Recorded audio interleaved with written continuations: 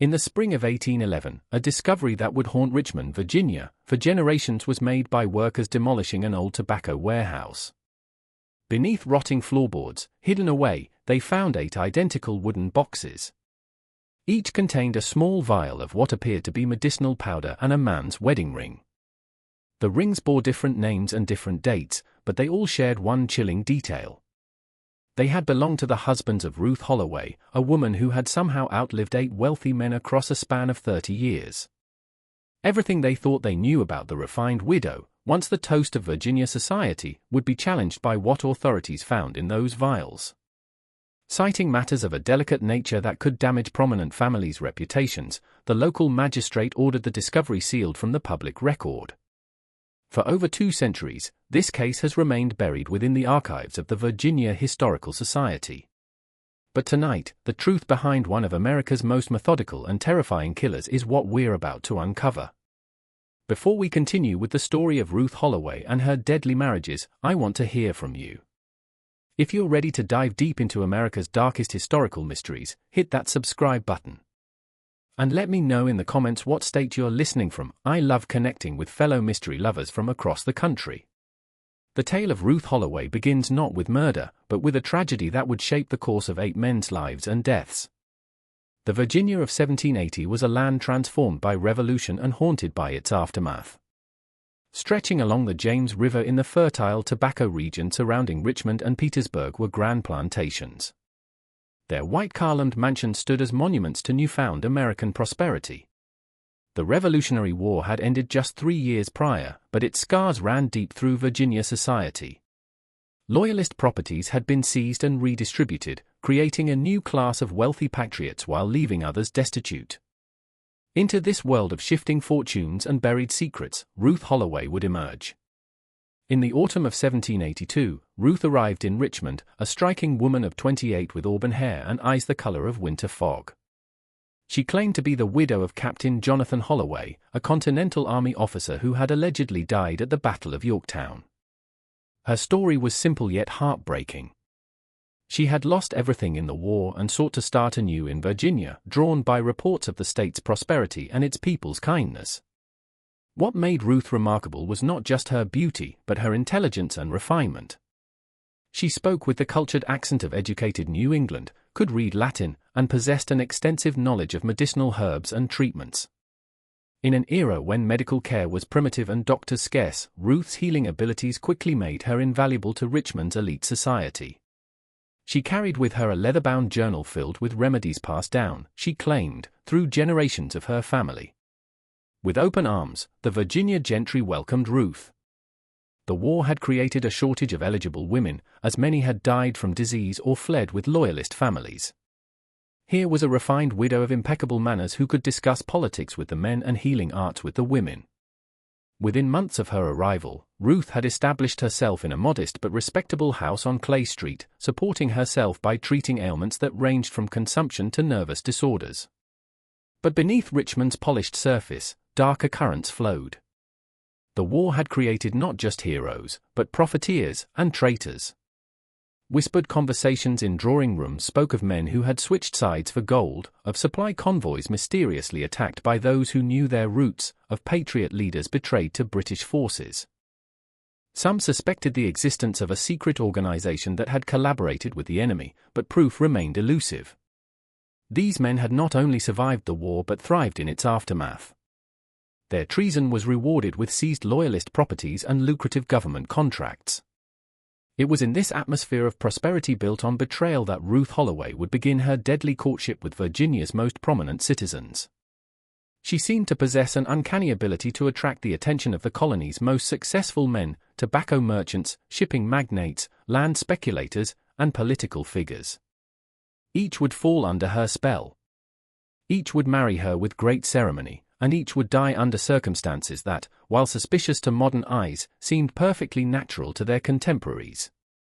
The first sign that something was amiss came from an unexpected source, the slaves who worked in the great houses where Ruth's husbands lived. They whispered among themselves about the strange illnesses that befell their masters after marriage, always beginning with complaints of stomach pain, followed by weakness, and ending in death. But in a society where slave testimony carried no legal weight, their observations were dismissed as superstition and jealousy. The first death occurred on a humid August night in 1783, less than 6 months after Ruth had married Colonel Edmund Fairfax, one of Richmond's most successful tobacco merchants. Fairfax, a robust man of 45 who had never shown signs of illness, was found dead in his study at dawn on August 15 by his house servant, Jupiter.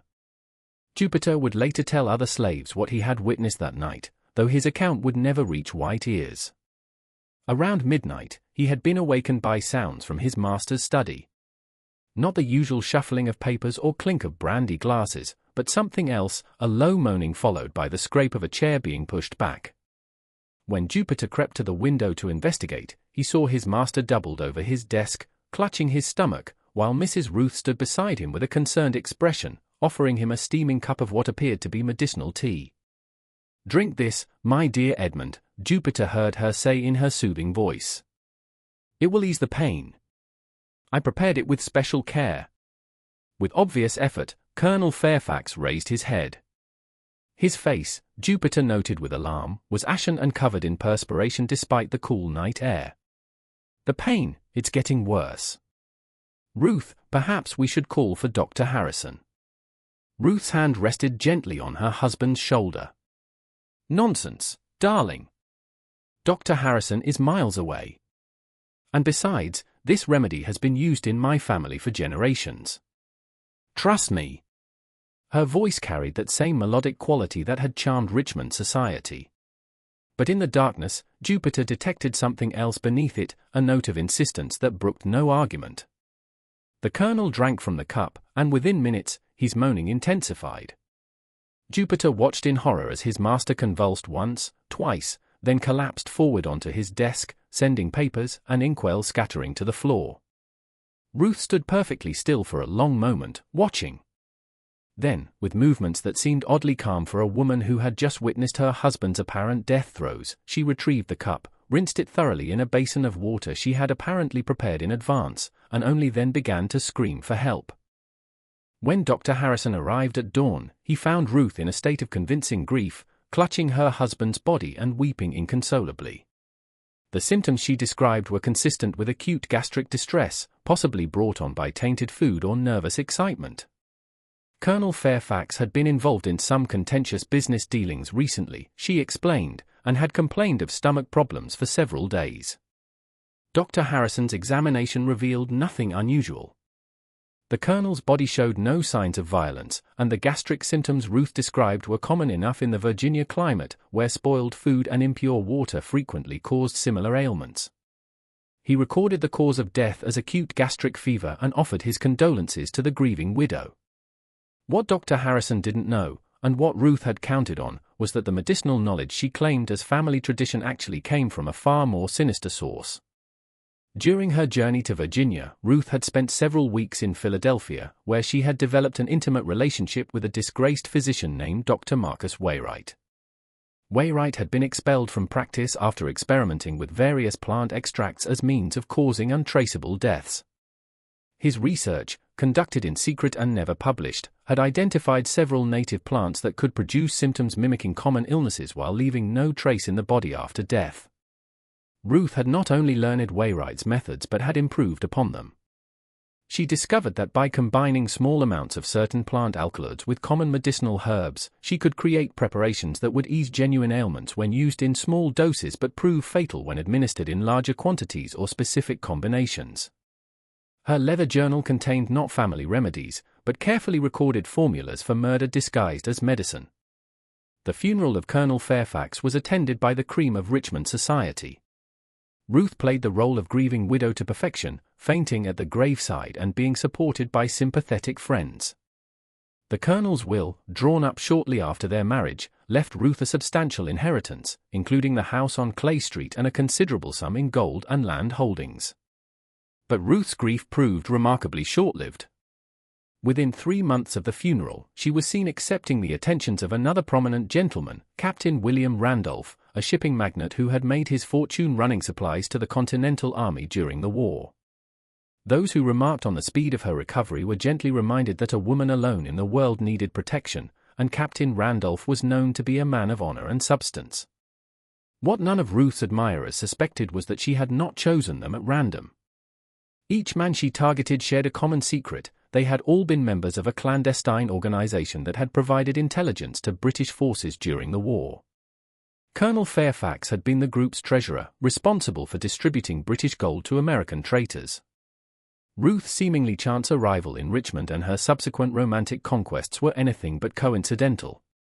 They were the opening moves in a game of revenge that would claim 8 lives before it was finished. Captain William Randolph's death, barely 8 months after his marriage to Ruth in January 1784, followed an eerily similar pattern. The robust sea captain, known for his iron constitution and ability to weather the worst storms along the Atlantic coast, succumbed to what Dr. Harrison diagnosed as bilious fever after 3 days of intense stomach pain and weakness. By now, Jupiter had been sold to another household, but the slave community maintained its own network of information. Word spread quickly about the strange coincidence of another of Mrs. Ruth's husbands dying of stomach ailments. Old Caesar, who worked in the Randolph household, reported similar observations to those Jupiter had made, his master falling ill after accepting medicinal tea from his wife, Ruth's unnaturally calm demeanor during the crisis, and her insistence that no other physician be called. But it was Caesar who made a discovery that would prove crucial to understanding Ruth's methods. While cleaning the captain's study after his death, Caesar found a small vial hidden behind a loose board in the wall. The vial contained a fine white powder that smelled faintly of almonds and bitter herbs. When he showed it to Jupiter during a chance meeting at the Richmond market, the older slave's face went pale. "Same thing I seen at Colonel Fairfax's house," Jupiter whispered, glancing around nervously. "Found one just like it in the kitchen after the master died. When I showed it to the cook, she made me throw it in the river and told me never to speak of it." The slaves began to keep their own careful records, passing information through their community network. They noted that Ruth always insisted on personally preparing her husband's medicines, that she kept her supplies locked in a special chest that she never allowed servants to handle, and that she had an unusual knowledge of plants that grew wild in the Virginia countryside. Most disturbing of all, they observed that Ruth would often take long walks alone in the forest surrounding Richmond, returning with baskets of what appeared to be common herbs but which she guarded jealously. Meanwhile, with each tragedy, Ruth's position in Richmond society grew stronger.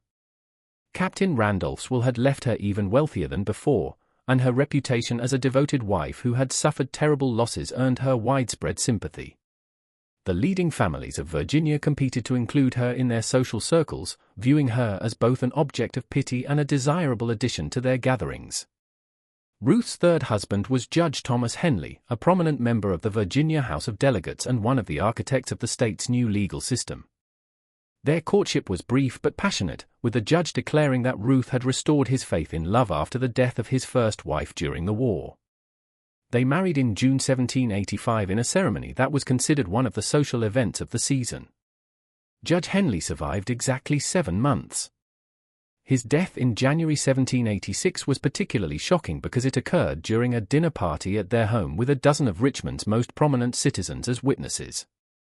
Henley had been in excellent health and high spirits throughout the evening, regaling his guests with stories of the constitutional conventions and his hopes for Virginia's future.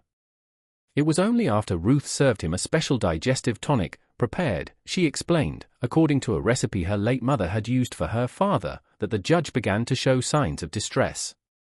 Dr. Harrison, now called for the 3rd time to treat one of Ruth's husband's fatal illnesses, began to harbor private suspicions. But suspicion was not evidence, and Ruth's behavior remained beyond reproach. She had witnesses to her husband's illness, she had never been alone with him during his final hours, and the symptoms were consistent with any number of natural ailments. Moreover, she was a woman of impeccable reputation, wealth, and social standing. To accuse her of murder would require proof that simply didn't exist, at least not in any form that the legal system would recognize. The pattern continued with ruthless precision. Husband number 4 was plantation owner George Carrington, who died of acute dyspepsia in 1787. Number 5 was merchant Samuel Bradford, who succumbed to nervous fever in 1788. Number 6 was banker Edward Custis, dead of gastric apoplexy in 1789. Each death made Ruth wealthier and more powerful. Each funeral saw her grief grow more theatrical, and each new marriage brought fresh whispers of coincidence that seemed too remarkable to be natural. It was after the death of Edward Custis that a pattern began to emerge among those who paid careful attention.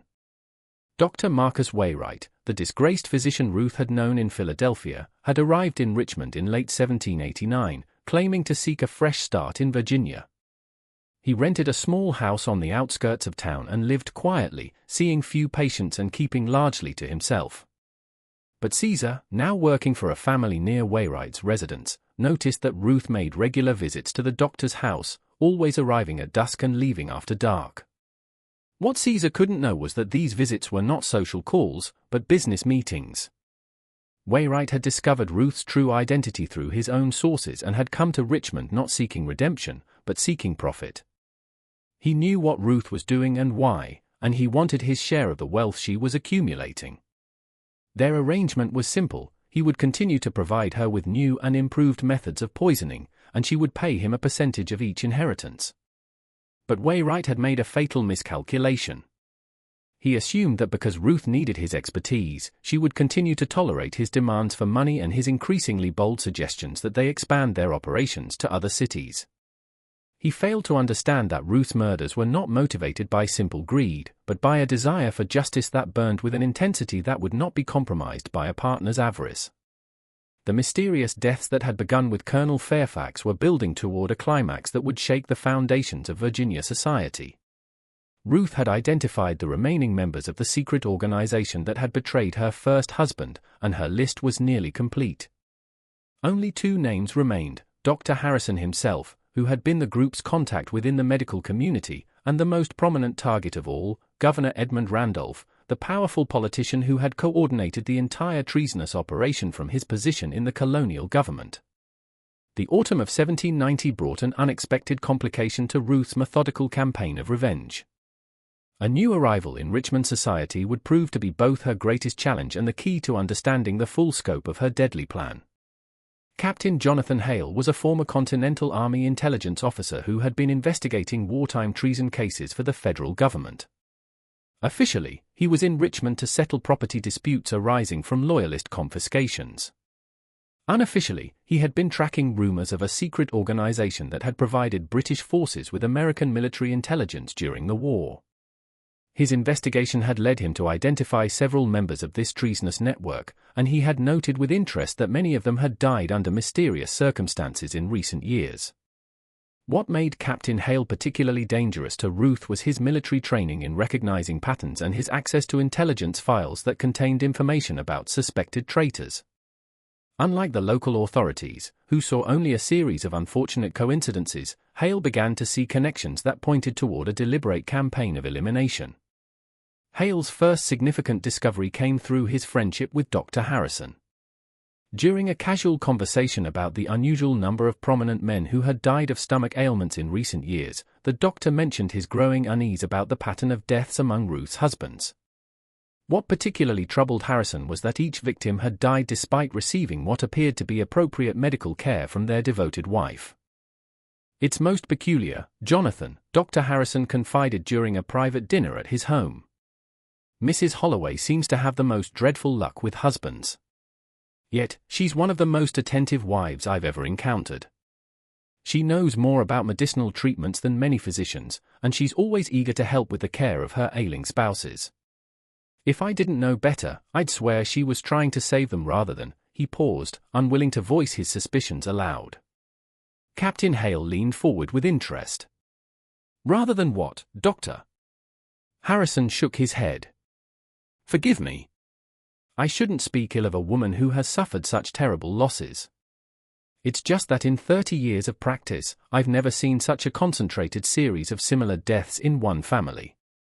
That night, Hale began his own investigation into Ruth Holloway's background. What he discovered sent chills down his spine.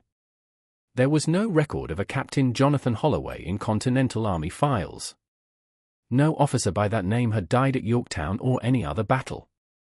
The woman calling herself Ruth Holloway had appeared in Richmond with a completely fabricated identity, and her true origins remained a mystery. Meanwhile, Ruth had identified her seventh target, merchant Prince Alexander Fitzhugh, one of the wealthiest men in Virginia and a secret member of the treasonous organization she was systematically destroying. Fitzhugh had made his fortune by providing British forces with information about American supply convoys, enabling enemy raids that had cost hundreds of Patriot lives. His betrayal had been particularly heinous because he had used his position as a supplier to the Continental Army to gather intelligence on American movements and weaknesses. Ruth's courtship of Fitzhugh began in the winter of 1790 and followed her established pattern. She presented herself as a lonely widow in need of companionship and protection while gradually revealing her extensive knowledge of business and finance.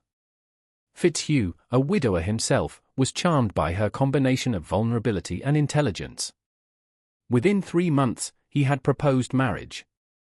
But this time, Ruth faced unexpected scrutiny. Captain Hale had quietly alerted several prominent citizens to his suspicions about the mysterious widow, and word had begun to spread through Richmond's tight-knit elite society. When Fitzhugh announced his engagement to Ruth, several of his friends urged caution. "Alexander, surely you've noticed the peculiar pattern," warned tobacco magnate Robert Carter during a private meeting at the Richmond Club. 7 husbands, 7 mysterious deaths. Even if one accepts that Mrs. Holloway is simply unlucky in marriage, surely such a concentration of tragedy warrants some investigation. Fitzhugh's response revealed the power of Ruth's psychological manipulation. "Gentlemen, I understand your concern, but I must point out that your suspicions are based on nothing more than coincidence and gossip. Mrs. Holloway has been examined by the finest physicians and questioned by the most respected magistrates. She has been cleared of any wrongdoing repeatedly. Are we to condemn a woman simply because fate has dealt her a cruel hand?" What Fitzhugh didn't know was that Ruth had been carefully studying his own role in wartime treason through documents stolen from Dr. Marcus Wainwright's files. Wainwright, in his continuing attempts to blackmail Ruth into sharing more of her profits, had been conducting his own investigation into her targets. He had discovered that Ruth's victims were all connected by their membership in a secret society called the Covenant of Prosperity, which had coordinated intelligence sharing with British forces in exchange for post-war business advantages. The revelation that Wainwright knew about the Covenant convinced Ruth that her partner had become too dangerous to allow to live. On a cold February night in 1791, Dr. Marcus Wainwright was found dead in his home, apparently having consumed a fatal dose of his own experimental poisons. The magistrate's investigation concluded that the disgraced physician had taken his own life rather than face exposure of his illegal experiments. Ruth attended Wainwright's funeral with appropriate solemnity, but privately she felt a sense of relief. The only person who could have connected her to a source of exotic poisons was now dead. And with his death, the last external threat to her mission had been eliminated. She was now free to complete her work without interference. Alexander Fitzhugh married Ruth Holloway on March 15, 1791, in a ceremony that was notably smaller and more subdued than her previous weddings. Captain Hale attended as a guest, watching Ruth carefully throughout the proceedings and noting her complete composure and apparent happiness. If she was indeed a serial killer, she was remarkably skilled at concealing her true nature.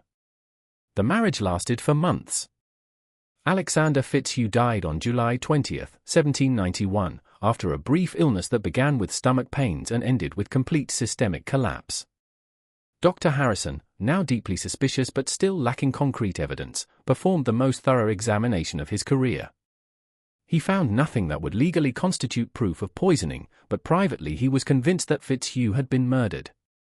Ruth's performance as the grieving widow reached new heights of theatrical skill. She collapsed at the funeral, required smelling salts to revive her, and spent weeks in seclusion, apparently overcome by grief. But those who knew her well began to notice subtle changes in her behavior. She seemed more confident, more imperious, and less concerned with maintaining the facade of helpless femininity that had served her so well in the past.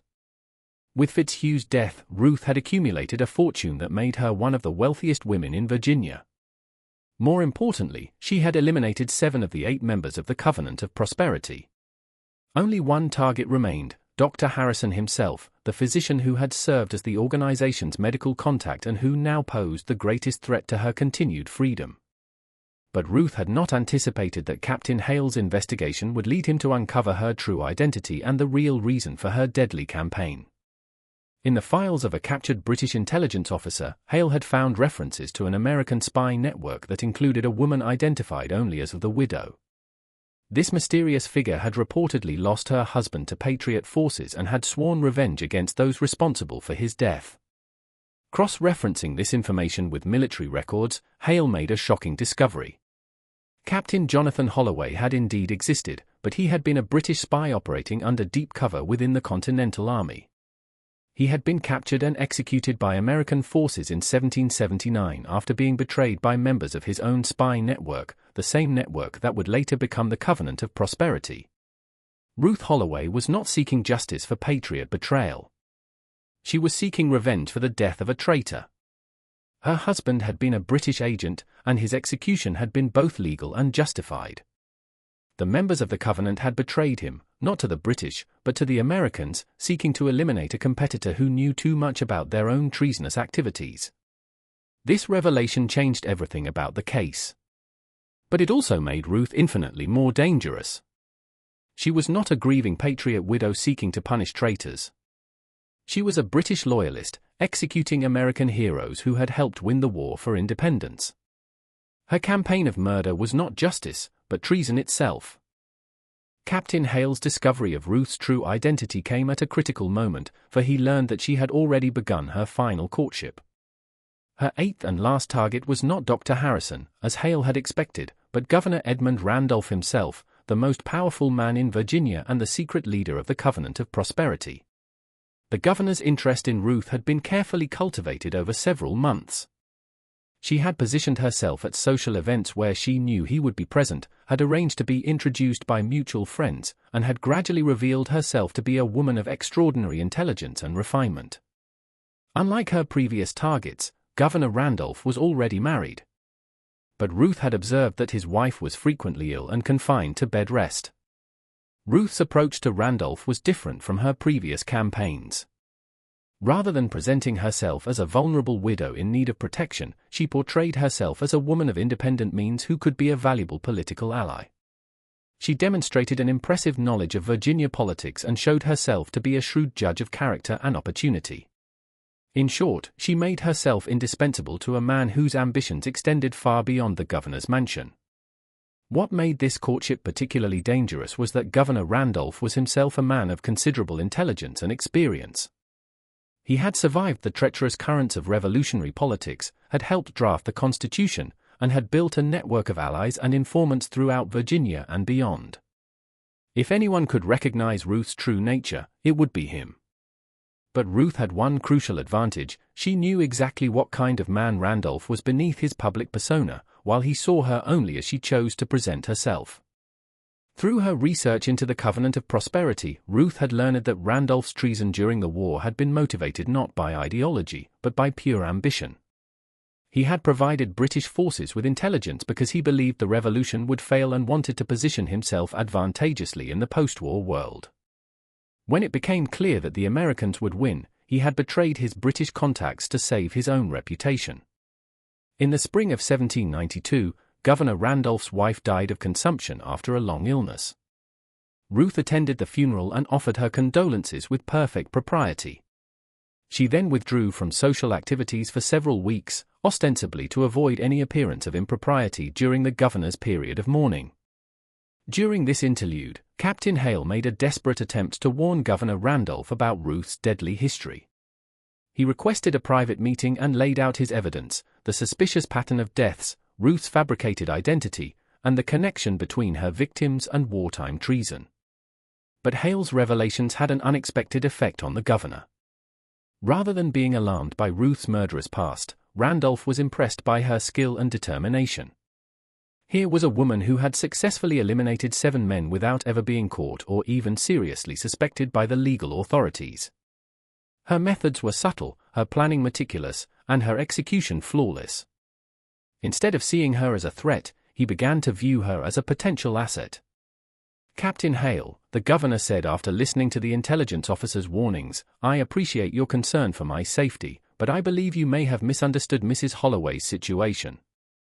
If she has indeed been eliminating enemies of the state, men who betrayed their country during the war, then she has been performing a valuable service.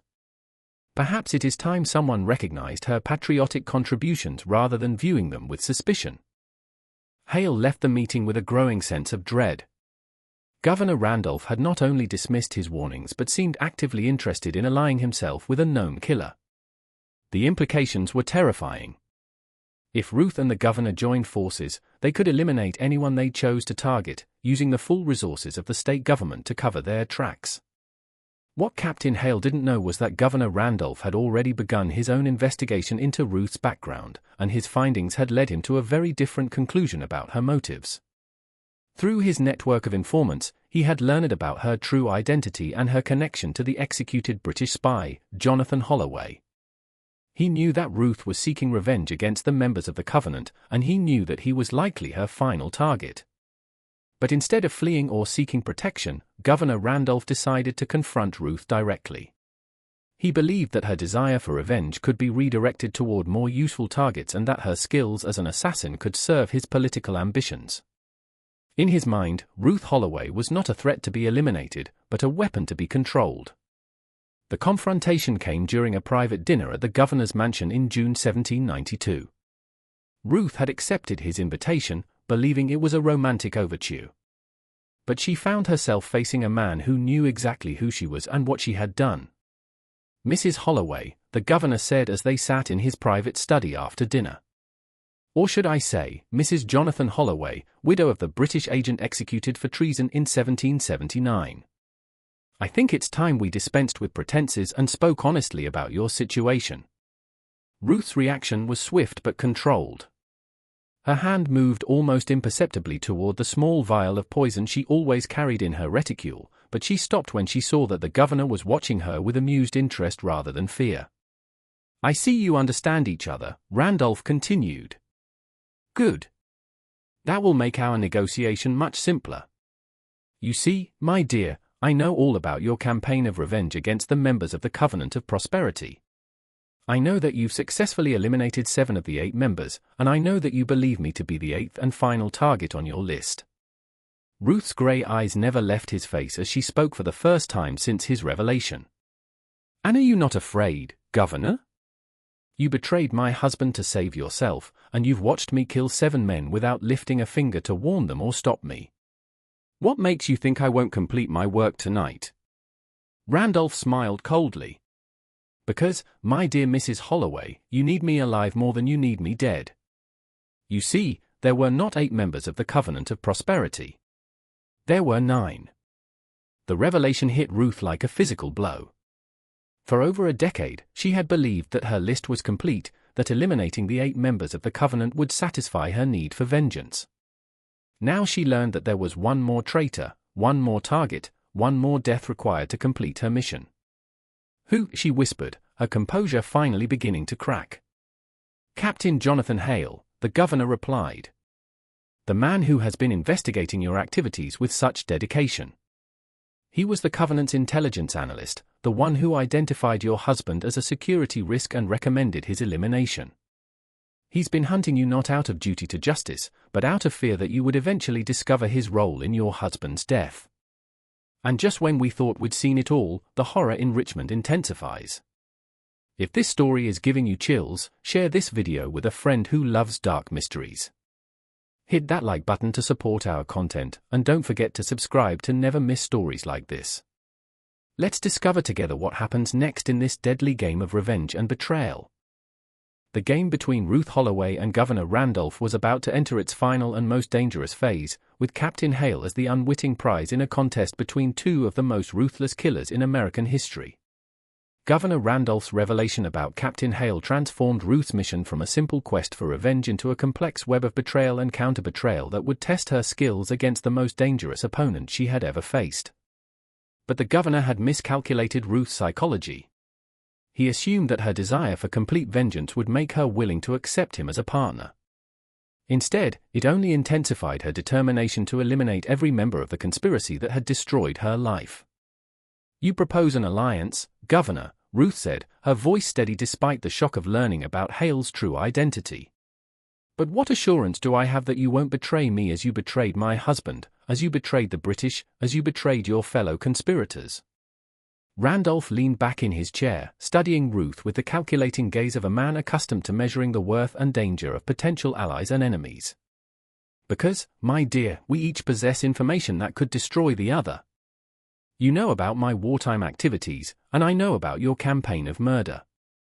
We are bound together by mutual assured destruction." But Ruth had already made her decision. The conversation with Randolph had served its purpose.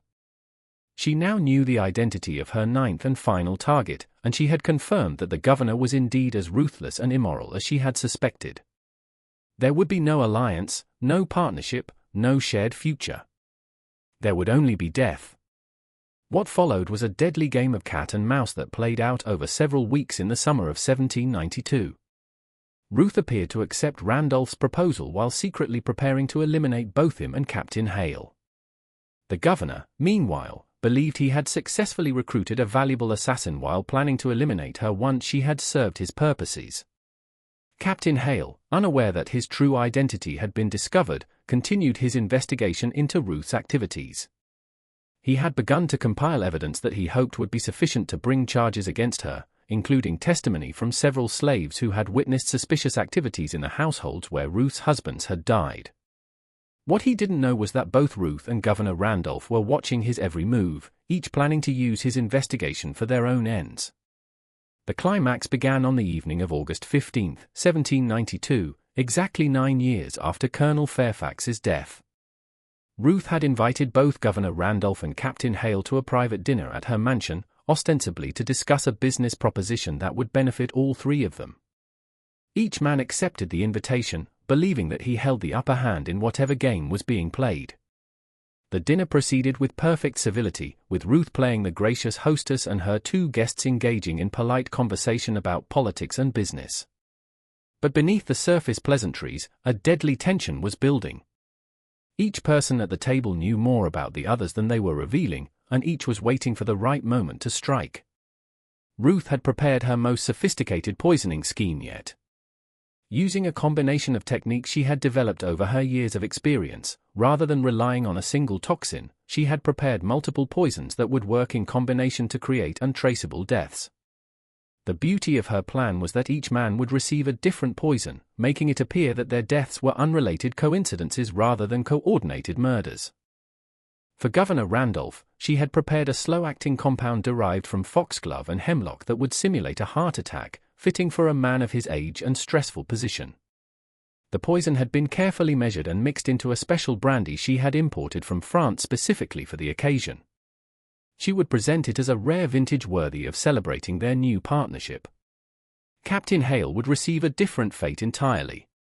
Ruth had developed a particularly clever method for his elimination, a contact poison applied to the rim of his wine glass that would absorb through his skin and cause symptoms resembling apoplexy. The beauty of this approach was that death would not occur for several hours, allowing Hale to leave her home apparently healthy and die in his own quarters, removing any direct connection to the dinner party. But Ruth had not anticipated that Governor Randolph would arrive at the dinner already knowing about her plans. Through his network of servants and informants, he had learned about her recent activities, the purchasing of unusual herbs, the late-night visits to abandoned buildings where she prepared her compounds, and most damning of all, the discovery of her journal containing detailed records of all her previous murders. As the three sat down to dinner, Ruth noticed that Governor Randolph seemed unusually relaxed and confident, while Captain Hale appeared tense and distracted. She interpreted this as evidence that her deception was working. Randolph believed himself safe as her ally, while Hale was growing suspicious but didn't yet understand the full scope of his danger. The conversation during dinner revealed the complex psychological dynamics at play. Ruth spoke eloquently about the nature of justice and revenge, weaving philosophical observations into seemingly casual remarks. "I've always believed," she said while serving the main course, "that those who betray trust deserve to face the consequences of their actions, no matter how much time has passed." Governor Randolph nodded approvingly. "Indeed, Mrs. Holloway. Justice delayed is not justice denied, particularly when the delay serves to make the eventual reckoning more complete." Captain Hale, increasingly uncomfortable with the direction of the conversation, attempted to steer the discussion towards safer topics. Surely, we can agree that revenge, however justified it might seem, is ultimately destructive to both the avenger and society as a whole. The rule of law exists precisely to prevent individuals from taking justice into their own hands. Ruth's smile was cold as she responded. But Captain, what happens when the law itself has been corrupted by those who deserve punishment? What recourse remains for those who have been wronged? When the very institutions meant to provide justice are controlled by the guilty? It was at this moment that Captain Hale realized he was not merely a guest at this dinner but a target. The philosophical discussion was not abstract, it was Ruth's way of explaining why she intended to kill him. His hand moved instinctively toward his coat, where he carried a pistol. But Governor Randolph's sharp glance warned him against any sudden movements. "Gentlemen," Ruth said, rising from her seat with graceful composure, "I believe it's time we move to the library for brandy and honest conversation. I have something special I'd like to share with you both." As they moved to the library, each person was acutely aware that they were walking into the final confrontation of a deadly game that had been building for over a decade. Ruth had positioned herself between her two targets and the door, cutting off their most obvious escape route. Governor Randolph noted the strategic positioning but remained confident in his ability to outmaneuver a woman he still viewed as a useful but ultimately expendable tool. Captain Hale, now certain of his danger, was calculating the odds of survival if he made a desperate attempt to fight his way out. The library, where Ruth had chosen to stage her final scene, was perfectly appointed for her purposes. Heavy curtains blocked the windows, muffling sound from the street. The servants had been dismissed for the evening, ensuring